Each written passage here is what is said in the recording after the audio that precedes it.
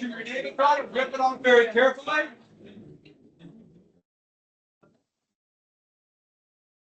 I'll answer any question. The little box is supposed to be a key where I get the maps from. I mean, I put down what I want you to put on it, but this might shock you. I didn't just draw this map. What? I know. But where I got the map, they forgot to key. Remember? Come on.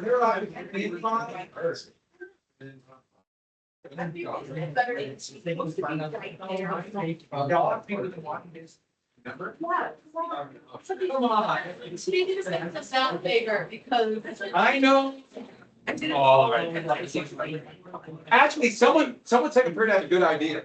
What? I should cut and paste this and expand and put that here. Oh, that'd be so smart. Yeah, that would have been, I didn't think about You it. should do that for next year though. I should, Everything. or forget about it. Yeah. And then say, I should do that next year. All right, are there any questions? Any questions? None? Okay. Name on it. For a minute.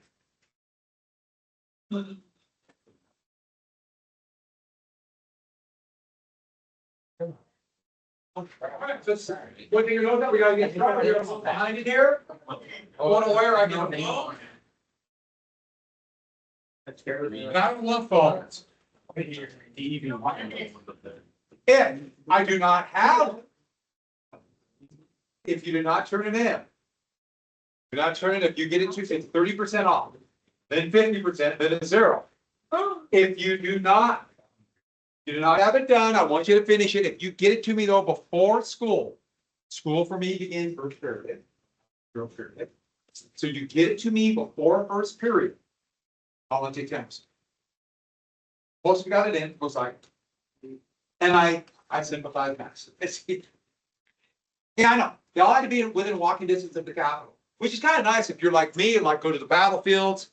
They're all right there. In fact, there's like Bull Run, it's on the same battlefield, and 5 miles away is Chancellorsville, 2 miles away from that is the Wilderness. All huge battles in Civil War. The West is a little more spread out. Today, okay, so where do we finish it here? We are behind, so I got to get going.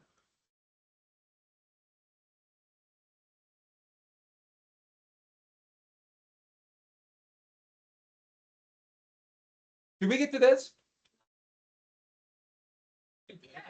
We're past that. We're on the Douglas one and transcontinental. We're here, right? Yeah. Perfect. All right. So, Ogden Manifesto, that's the one where the Secretary of State Buchanan said went to bring what Spanish colony as a slave state? What Spanish colony? Cuba. And what was the name of the pirate term for pirates? Went down to Latin America to try to overthrow Latin American governments in Central America? Filibusters. And who was elected president in 1852? A Democrat? A drunkard? Pierce. And what do you call a northerner who favors the South? Doughface.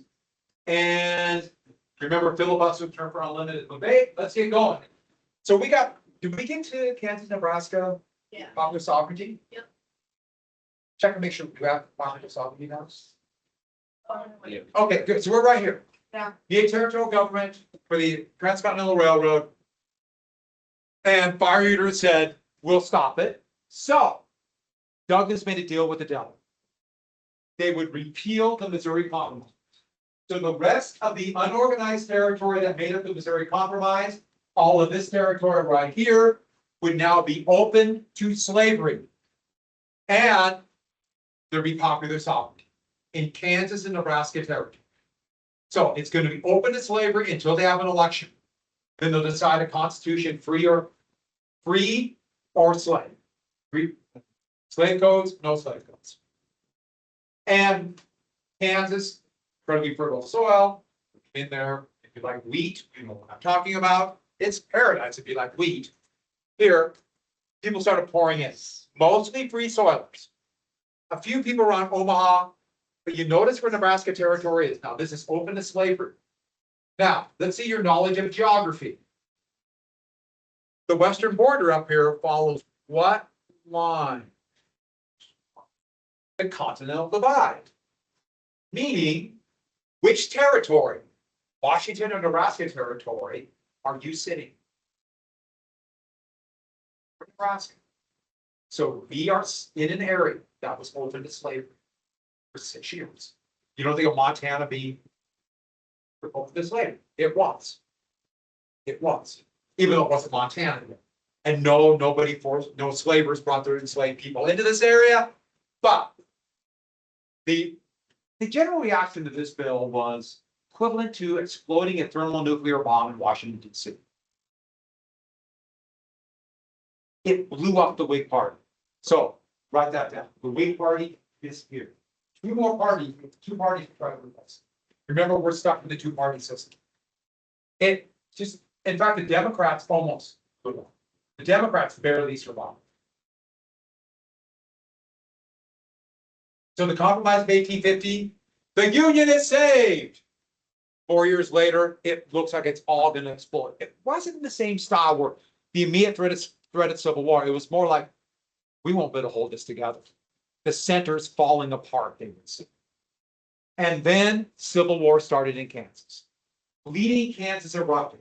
All over eastern Kansas, you have free soilers coming in. There were fewer pro-slavery people, but if you look at the map, a slave state is on the eastern border, Missouri.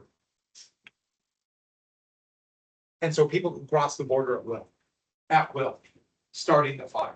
It started as a low grade, more just think of it in terms of especially pro-slavery people attacking free soilers to try to, like burning down their crops, burning their barn down, trying to get the lead. But soon it's going to get bloody. Anywhere, it's hard to tell the exact numbers, but between 200 and 400 people would die over the next 6 years. And this bleeding Kansas would not end till the end of the Civil War. So basically, Civil War has begun. That is why Kansas-Nebraska Act, once that was passed, there's no going back. Civil War, unfortunately, was going to be enough. Yeah, still, people thought they could avoid it, but looking back, no. So, free soilers would soon take the name of a name for a prairie falcon they gave called Jayhawk. So they were called the Jayhawkers. So that's, everyone got that? Free soil Jayhawkers. And this is part of their militia. It's hard to tell there, but he's wearing kind of reddish colored pants, or sometimes they wore just red piece of cloth wrapped around their boots called leggings. And so they were sometimes called red legs.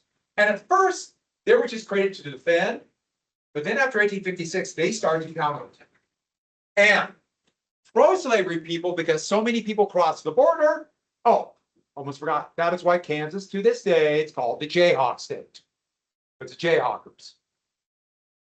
People crossing the border to try to interfere for slavery would give the name for all pro-slavery people border ruffians. So it doesn't matter if you're in you moved to Kansas or from Missouri, border ruffian, pro-slavery.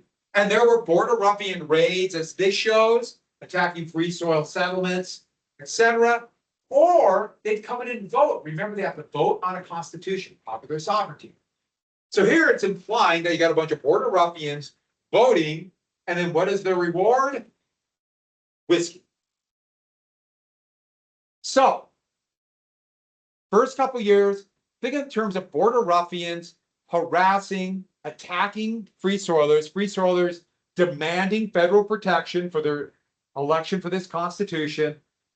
Well, more free soilers came in, and a border ruffianing attack would soon be dubbed the Sack of Lawrence, Kansas. Free soil town.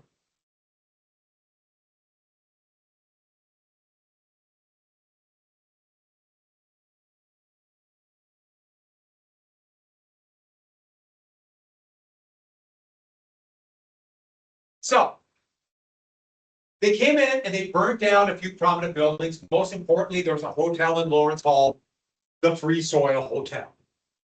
And so they took great glee in burning it down. They brought a couple cannon with them and they fired the cannon into it. And they roughed up a few of the citizens that they were trying to defend their home. This was a wanton rage to try to convince free soilers to leave. Well, you can imagine what's going to happen. When word got out, it turned into an attack where they burned some building down to an utter destruction, which is the term for a sack. And they lined up and killed free soilers, a massacre, which did not happen. The attack was brutal, but did not massacre people But this engraving shows him shooting the face right there, free soil to the face. And so you have this attack. Now we have telegraph.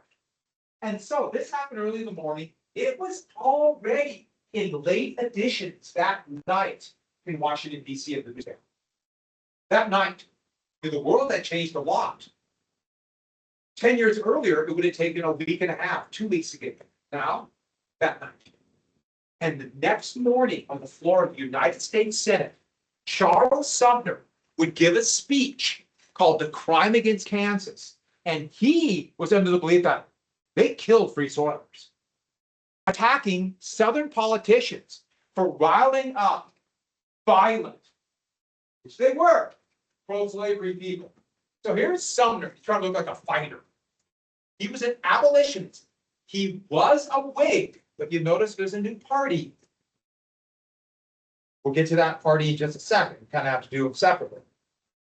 He personally attacked a senator from South Carolina, a fire eater by the name of Andrew Butler. And that kind of matronly picture, you can tell how they painted the photo. See how they painted it? And then to kind of soften the features of a photograph, they took another picture. That's why it looks so kind of faded, weird. He was a Whig, but now he's a Democrat. And he attacked him in this speech, basically saying it was fire eaters like him led to the murder of free soilers and the destruction of Lawrence. That actually violated Senate rules, still does. In a speech on the floor of the United States Senate, you can't attack somebody by name in debate. So you might hear senators say, my fellow gentleman or gentlewoman, is what they say, referring to a senator. They can't mention the name. So interesting. By the way, Addie, I'm impressed how you limboed with a walking cast on.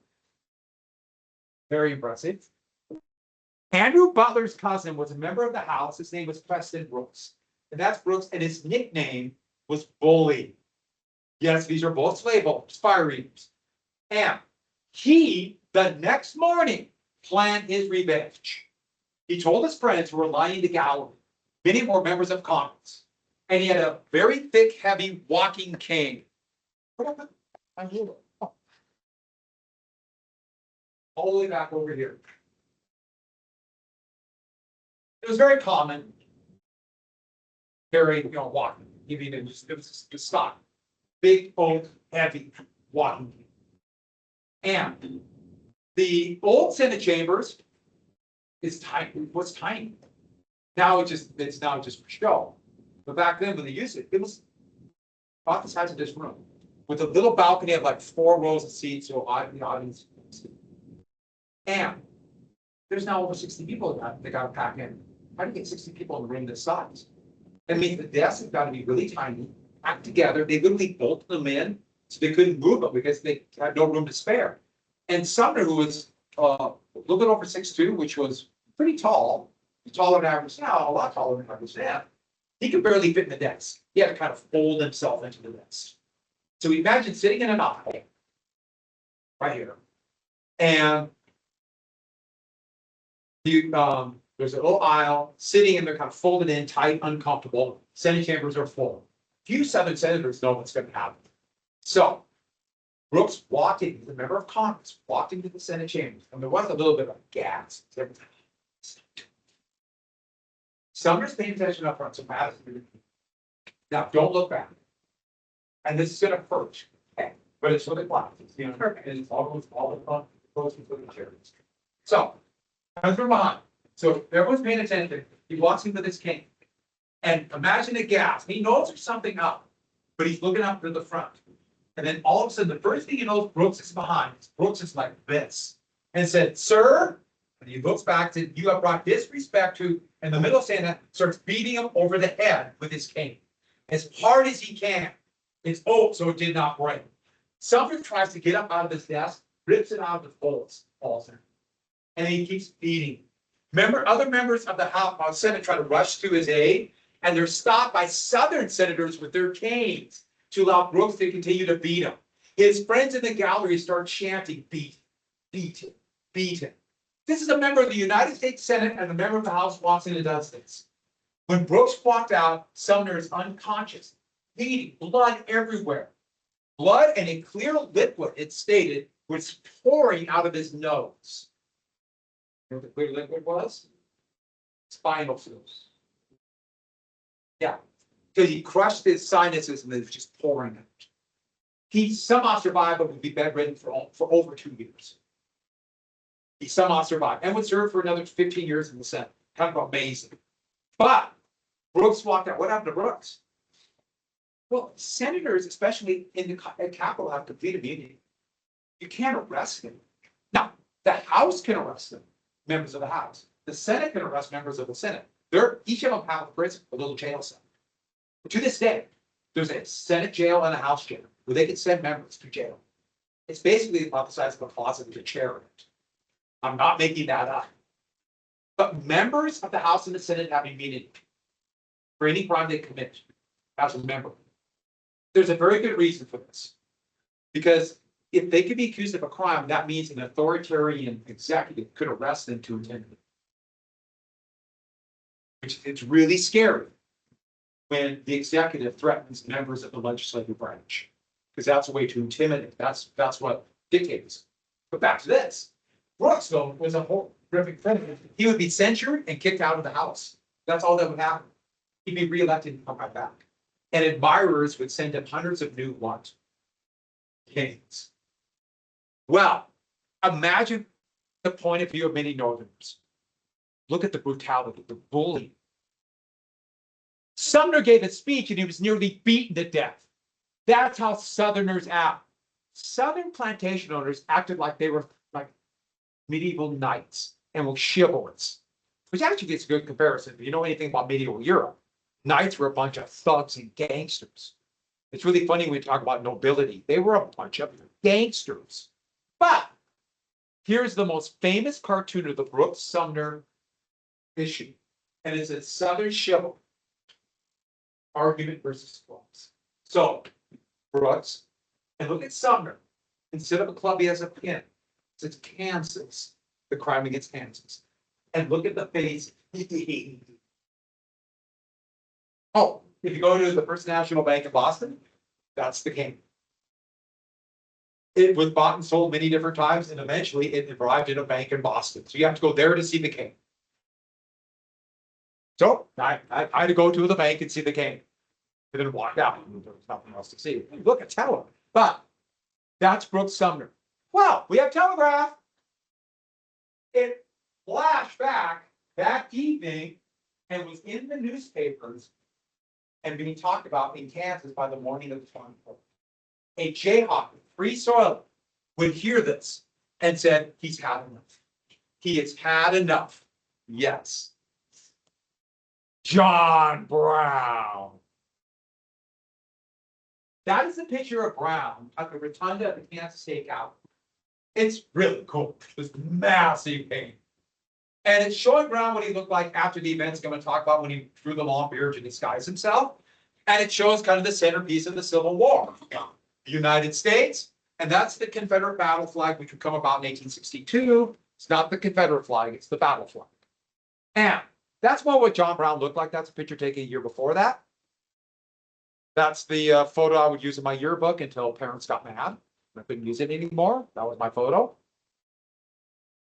Did I tell you this? Yeah, that was in, if you look at some of the yearbooks of the early 2000s, that's when you. And some parents got mad because they wanted to see what their teachers looked like. And they were mad. This is, I quote, they said, we don't want to see, we want to see your teacher and not Abraham Lincoln. They thought that was Abraham Lincoln's photo. It's John Brown. But I like that picture. I'm gonna talk. I don't like my picture case. Nobody wants their shadows though. Me especially. So John Brown heard this, and think about what he's saying. There was a massacre and destruction of home. That's what he thought.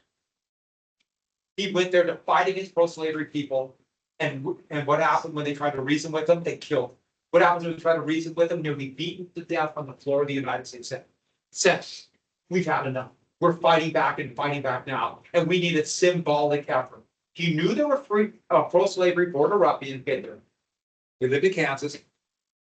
Two of the men were probably involved in the sack of Lawrence, and he decided to get retribution. And as he saw it, he was very much a child of the Second Great Awakening. This was a sin. These are sinners, immoral, and they deserve no mercy. And so he and his followers, including what he had 9 sons, he had 17 children. They rode into Potawatomi Creek, where these 5 houses were. You notice it's the night of the 24th and 25th. These things all happen. Telegraph, boom, boom, boom. And how fast misinformation can spread. Fortunately, misinformation can never spread now. But just imagine if it could. Okay, that's me lying again. I know I lied. Rode in, and this is the banner right here. They took out all the adult men. So basically 5 men that look like adults. Took broadswords. So a big, thick, heavy sword about that thick. The army gave them away. They were useless. And they hacked them apart. And John Brown rode away that night, killing, murdering 5 pro-slavery people in retribution for what happened on the floor of the Senate in Lawrence, but also more importantly, forced slavery. He was splattered with blood and he rode away. When he rode away, everything changed. That moment would change everything. Free soilers, abolitionists have just told slaves, we're not going to take your gold. We are going to fight back for freedom. And this was not a universal held opinion in the North, let alone the South. But everything would change that night. John Brown, once this happens in Kansas, Nebraska, John Brown was coming. He's going to become one of the most controversial characters in American history. Because just a few months later in August, at another creek called Osawatomie Creek, I'm not making it up, Osawatomie and Potawatomi, John Brown and his followers, including many sons, John Brown Jr., would fight off border ruffians in a big victory for Jayhawkers. So you can imagine the point of view. Pro-slavery people wanting to keep in the dough faces, we look at him as a murderous thug, Potawatomi Brown. Free soilers, we look at him as an example of finally fighting back against tyranny, Osawatomie Brown. So those are the 2 points of view. He grows his beard very long as a disguise because this is a federal crime. And he knows he will be executed if he's caught. He would fight there for another 2 years and eventually work his way to New York and the burnt over district and befriend people like Douglas. So while this is going on, we still got the Constitution, the constitutional crisis. So everyone get down to the constitutional crisis. Now there are 2 constitutions centered around towns where border ruffians and free soilers were. Now, as you can tell from the shape of the flags they chose for their state flag for these new constitutions, which I should have, state flags were brand new. Let's see if you can figure out. You're very deductive. You're intelligent. You wow me almost every day. See if you can figure out which one is pro-slavery. Can you tell by the shape of the flag? Maybe the way the curves are on that star? Can you figure out which one is the free soil one? Let's see if we can figure this out. I do find that pretty funny. There was no set way to put the stars in yet, and I love Southern. So, the first election, border ruffians started crossing over. They're just going to vote. And pros or free soilers, Jayhawkers, boycotts. This election is illegitimate, which it was completely illegitimate. And the Pierce government did nothing to protect it. This is all 1856. And the Lecompton Constitution passed. And Pierce wanted to certify this and make it a slave state. But even Pierce, a doughface, this little instance of sobriety, could not certify this. And another election, this time protected by the cavalry, which would not allow many border ruffians in, and the Topeka Constitution passed. Do you see the problem? Let's put it this way. The battle would rage on. But in 1860, the Topeka Constitution would finally be ratified, and Kansas would come in as a free state, but the Civil War would go on for nearly 6 more years. So that would be what's going on in Bleeding Kansas. Now, let's look at a political cartoon about this.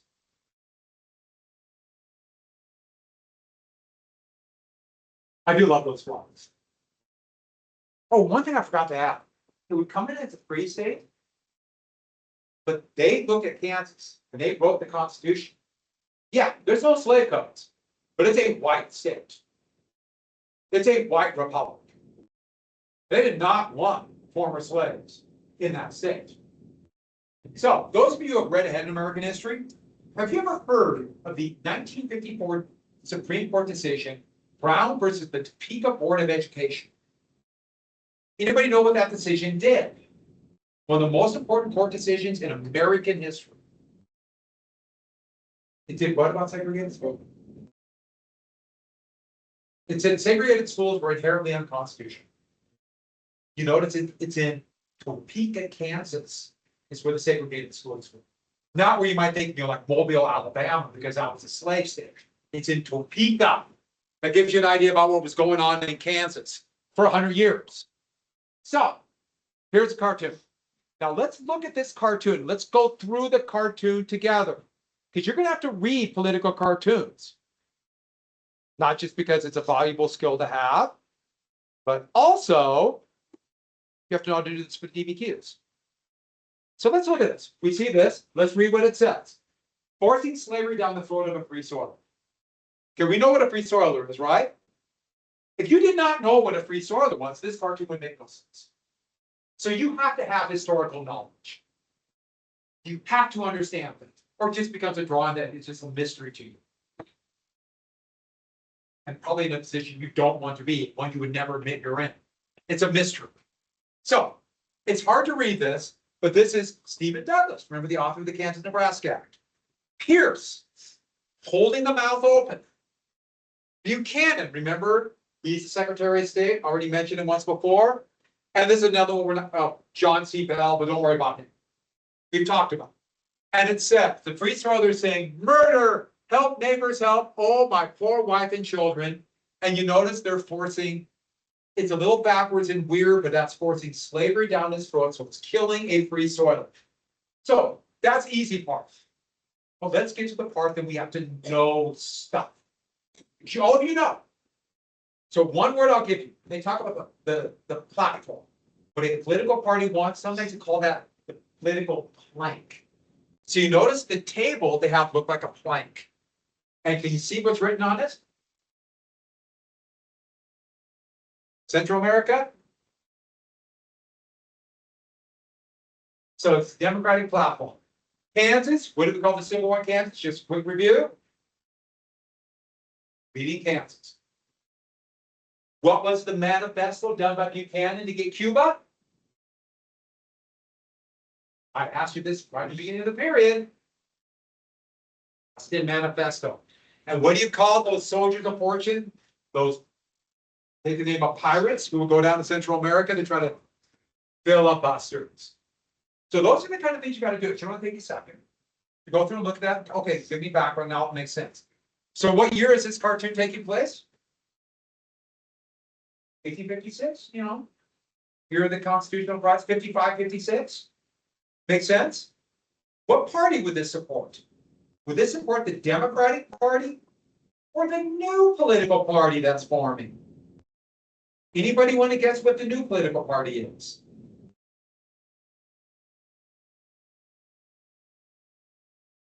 The Republican Party. The Republican Party. Now, what I did there, and I got to be very clear, let's go back one more thing. You have to go through and think about the historical context, the background. If you don't know anything, then it becomes words and you won't understand. That it's a skill, it's a critical thinking skill.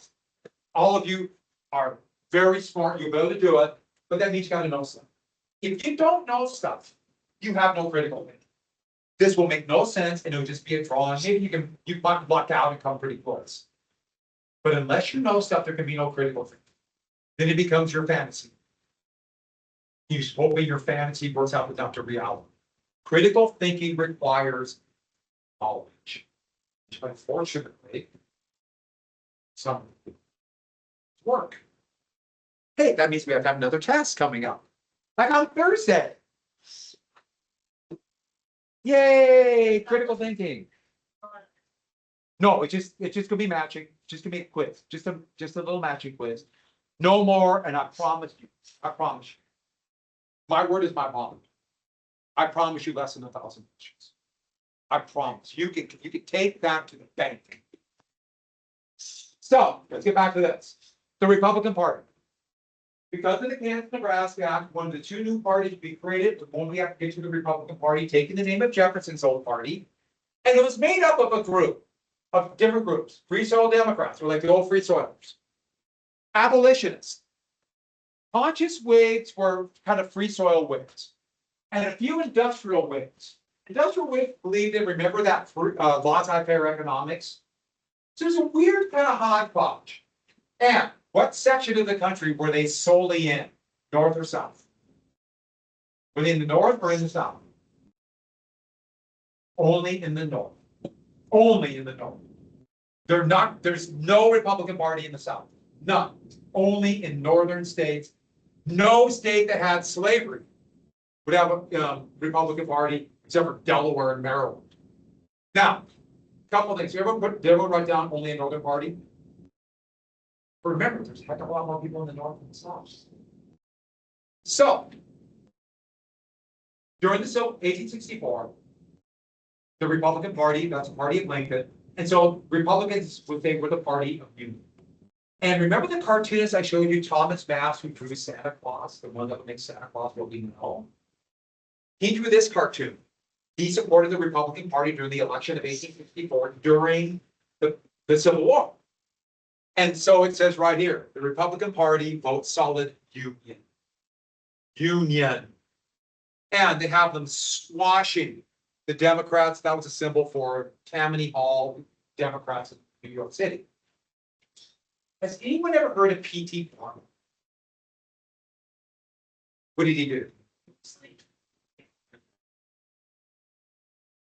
One of the most, became the most famous circus in American history.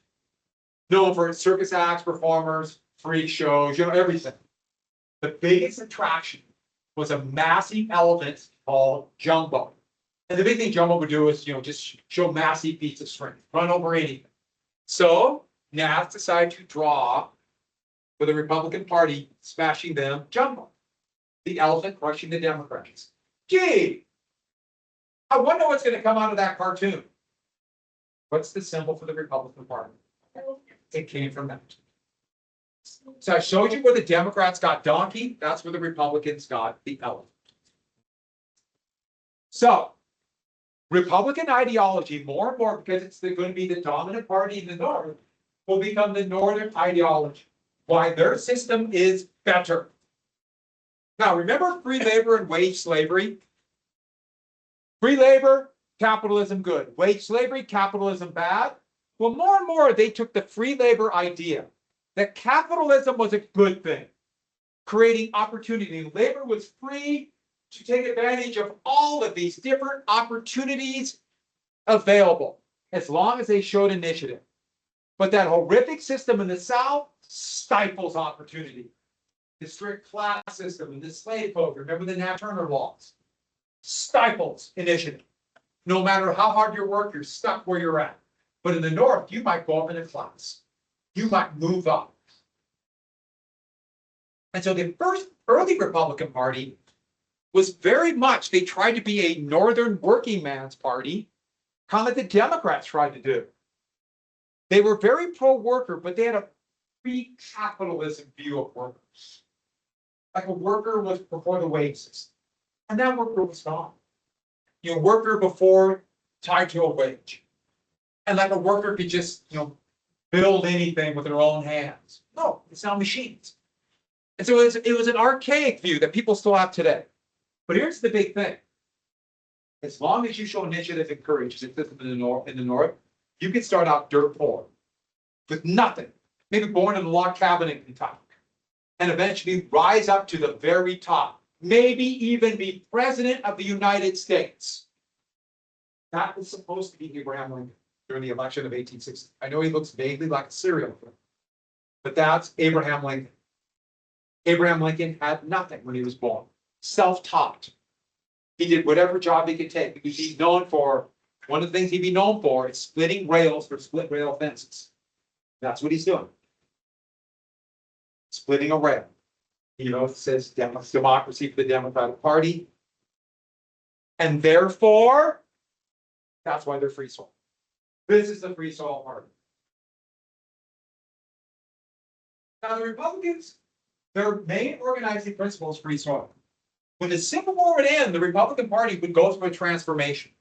But not yet. Not yet. So that's the party of Lincoln. While the Democrats, with so many Northern Democrats becoming Republicans, Southern Whigs, because the Whigs are gone, became Democrats. Therefore, the Democratic Party is going to be more pro-slavery. And ironically, the party of democracy will become more and more anti-democratic because slaveholders do not want democracy. They need restrictions to protect their system of slavery. And so you have the weird contradiction where the party that was created for democracy will become anti-democratic. And then after the Civil War, the Democratic Party is going to be incredibly viable. Southern Democrats and Northern Democrats will be so different. It's a weird political system. That's an old ballot. So this is your slate of electors who you're going to vote for when you vote for Buchanan and the Democrat. Remember, presidential elections in the United States, you don't vote for president, you vote for electors. There's no national election. It's individual elections in every state and DC for the electors. Then the Electoral College meets. We have a very weird system that people around the world do not understand. But as I have found out over the many years, I've been doing this and talking to people, most Americans don't understand. You now should know. So now it's up to you not to. Should know, or you'll be one of them. Moving on. So Southern ideology, more and more the positive good theory. And therefore, Southern ideology, I didn't put this down, but Southern ideology would more and more become the ideology in the short run of the Democratic Party. Of the Democratic Party. And so it's the positive good theory. And don't forget, it's working so well. Hey, we're still making money, even though the money is not coming in like it used to. But the Northern system, a bunch of overworked wage slaves were treated horribly, and they treat the chattel slaves in the South better. And there's something else. After Potawatomi, Northerners, they might say they're free soil and don't want to touch slavery in the South, but they're all rabid abolitionists. More and more, they're a bunch of John Browns. And you'll notice I put John Brown, and for some reason I left it open. Like I was going to add something, and then I just stopped. So I quit right there. And add one more thing. What is the term I gave you for the Personal Liberty Laws and the Fugitive Slave Act? That meant pro or wanted government, federal government protection of slavery. What that became known as. Yeah, everybody write down states. So this became states' rights.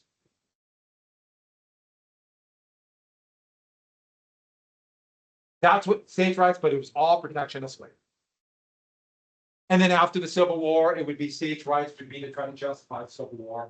In the 1950s and 1960s and onward, states' rights would be against equal rights. Against equal rights, they'd call it states' rights. So, jumping right, the 1856 election. Now we have two parties. Well, we've already mentioned two new parties, the Republicans, trying to vie for the presidency. And the Democrats now very south, but they once again nominate a doughface, former Senator, Secretary of State, James Buck Buchanan would be the Democrat. Now I know what a lot of you are thinking, and this is my first thought too. It really is. Buck Buchanan, who do you think of? the Hall of Fame defensive tackle for the Kansas City Chiefs in the 60s into the 1970s. Buck Buchanan, right? Love Buck Buchanan. Great player, played at Grambling. Here's him. I know you want to see him in action. That's him in Super Bowl IV. Crushing the hated Vikings. Well, no one really hates Vikings because they're so bad. But defeating the Vikings, Super Bowl IV, 1970. But that's Joe Cap. That's another Hall of Famer, Curly Paul. Yes, I remember that game in 1970, but it's not him. I am so sorry. This is Buck Buchanan, and he's also the most eligible bachelor in America. Are you ready? Try to control yourself. Buck Buchanan. Now I know some of you now are jealous, some of you are swooning. Control yourself. Buck Buchanan. And he should states' rights. Now it's just popular sovereignty. Popular sovereignty, keep it going. Remember I mentioned this party before. The American Party or the Know-Nothings. The anti-immigrant party. They nominated former President Millard Fillmore. They tried to become the third party. They were a national party. There were Northern and Southern Know-Nothings. That was a code word for a secret anti-immigrant club. Sheet music was really popular. So there's sheet music for all of these candidates. They would make songs, they would sing them. It was a big deal. You could actually have the music and play and something printed. And so the song is the Know Nothing Polka, dedicated to everybody by nobody. Now I know all of you are into polkas. Now, today, that's like the most popular music. But back then, polkas was like the crazy kids' music. I know you all like polka. Who here knows what a polka song is? Okay, just a couple of you. Oh, we need more musical. Yeah, you gotta diversify. You guys are just lying to me. All of you know polka. There's words to it. Maybe someday I'll sing it for you. It's horrible. Remember, that's the nativist party. That's the nativist party. And this, who is this? This is an anti-immigrant. Who's that supposed to represent?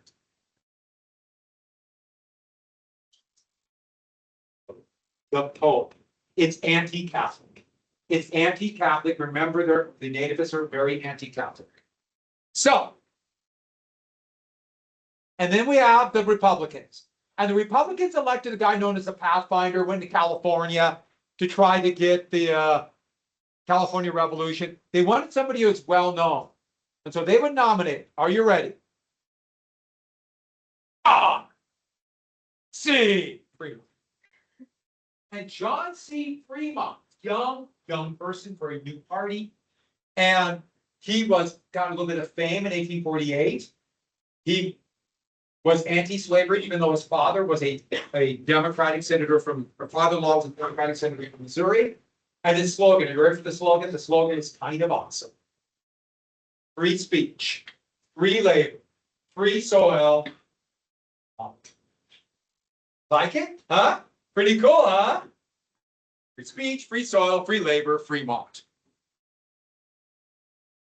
I'm sorry. Free speech, free labor, free soil, Fremont. When the election happened, it was a victory for Buchanan. But look at the vote. Except for a little nativist thing in Maryland, every southern state went for Buchanan. Every southern state. But look how many votes the Know Nothing Party got. That's a lot of votes. So they split a few northern states. That allowed Buchanan to win a little bit up here. But Fremont won. That's what we have to get. Buchanan won. But Fremont won the majority of the North. If there's no third party, Fremont might get all. He might get it all. And the American Party would dissolve.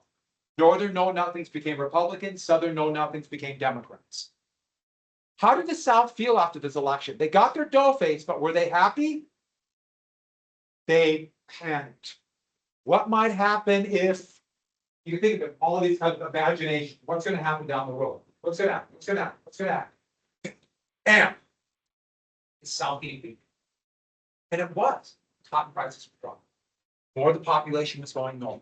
They're really scared that in the next election, if there's no third party, Republicans might get all the electoral votes in the North, And even if they don't get one vote in the South, you have a Republican president. They're freaking out, even though they got their man elected president. And everything would come to a head then the very next year, when a court case, last thing for today, this court case, Dred Scott versus Sanford, 1857. So Dred Scott versus Sanford was winding its way through the court system. And so it's for 2 years. So it was, people who followed the court knew this was coming up. So Dred, and it's actually Dred and Harriet Scott versus Sanford. But this is a patriarchal society, you know, they only did man, even though she deserved most of the credit, really, for this. They were enslaved. And their master took them into 3 territories and states of Wisconsin and Illinois. And after he died, he left them in his will to assist him, who lived in St. Louis, slaves lived. And they sued and got help from abolitionists saying, we're in a free state. Should we be free? So that's the question. If an enslaved person goes to a state without slave codes, are they free? And it wound its way to the Supreme Court. Roger Taney was Chief Justice, so it's the Taney Court. He was appointed by Andrew Jackson. He replaced John Marshall. And Taney looked at the issue like this. What's the problem facing the country that might lead to, and everyone's talking civil war? Sectionalism, north-south. Free slave. No slave codes, slave codes. That's the problem. Let's just get rid of that problem. Kind of like what Zachary Taylor thought back in 1850. So when they ruled in the 7-2 ruling, there were 9 justices. It would go up to 11, then to 8, then to 11, then to 9. We're at 9 still. Blacks are not citizens. The Constitution does not say what a citizen is. And so they just said it. Wouldn't say until after the Civil War. Now, you notice I did not put slaves. Anybody of not pure European descent, anybody was not a citizen. And this case should have been thrown out, but he kept ruling. It's called an obiter dictum decision. Slaves or property can be taken anywhere. There can be no restrictions on property. Property is protected by the Constitution. Therefore, 2 laws that restricted slavery, the Missouri Compromise and the Northwest Ordinance from way back in 1787.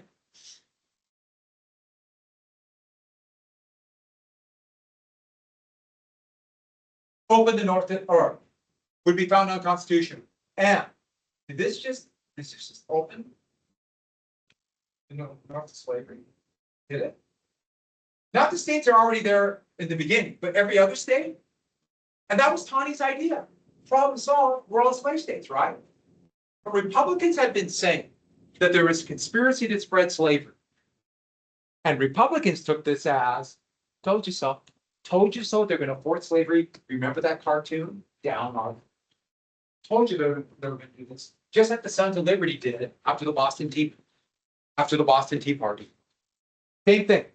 Told you so. And then remember, Democrats thought they were a bunch of John Browns. If Northern Republicans are saying this constitutional ruling is wrong, they won't even follow the law. They want to cut our throats. So they said, told you so.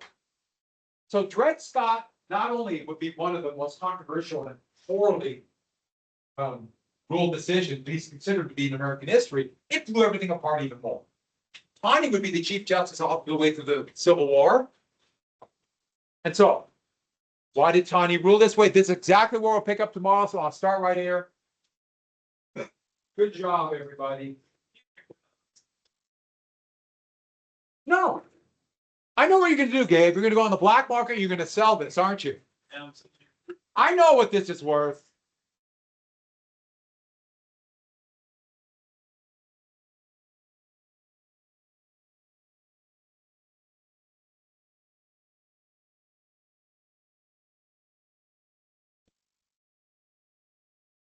Why?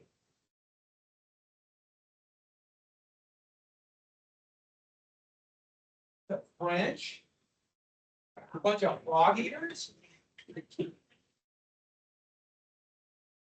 what? I don't know about president. That's the big deal. I'm gonna talk about going into the business. And it'd be a little bit different. A little bit different, but varies.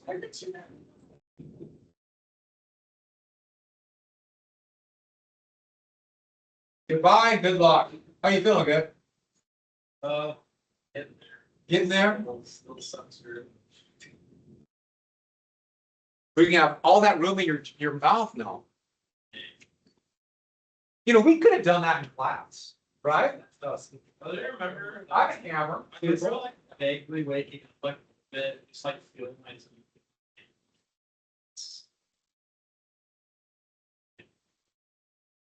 Where'd you do it? It's the one like by St. It's out there. If you go on the interstate. Yeah, I know what you're talking about, yeah. Oh God, I know, but I know what you're talking about. Yeah, they do root canals too. They knock you out. Ugh. And I remember just for like most tiny spot where I remember just feeling. Fortunately, you went back to sleep. See you tomorrow. Yeah.